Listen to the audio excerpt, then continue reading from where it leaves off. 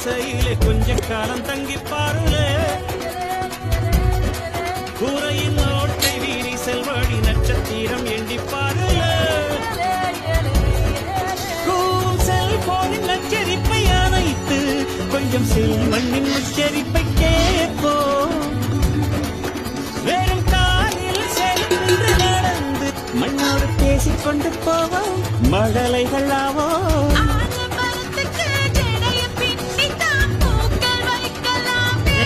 உலோரம் ஐயனாரிடம் கத்தி வாங்கித்தான் பென்சில் சீவலாமே